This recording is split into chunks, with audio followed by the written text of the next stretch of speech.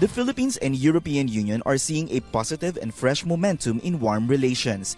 In the visit of European Commission President Ursula von der Leyen to Manila, a first for an EU top official in nearly 6 decades.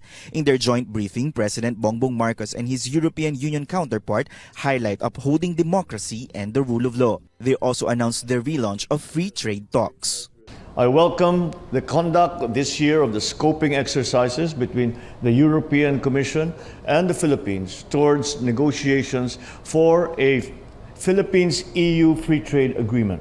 Our teams will get to work right now on setting the right conditions so that we can get back to the negotiations. A free trade agreement has huge potential for both of us in terms of growth and in terms of jobs.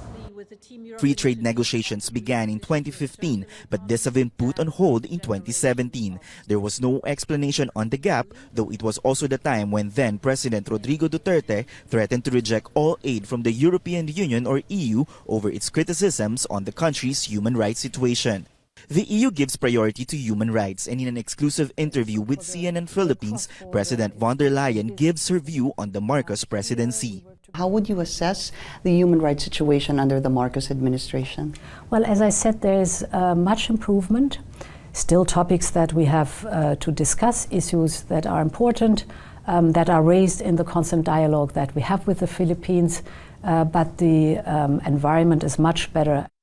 Meanwhile, the EU also pledges support on climate change efforts and the digital economy. President von der Leyen also highlights the concerns on the geopolitical situation in the Indo-Pacific or the South China Sea.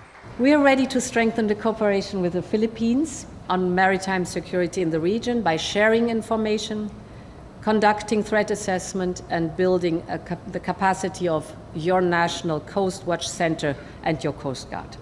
The EU reiterates its support to the 2016 arbitral ruling in favor of the Philippines. Tristan Nodalo, CNN Philippines.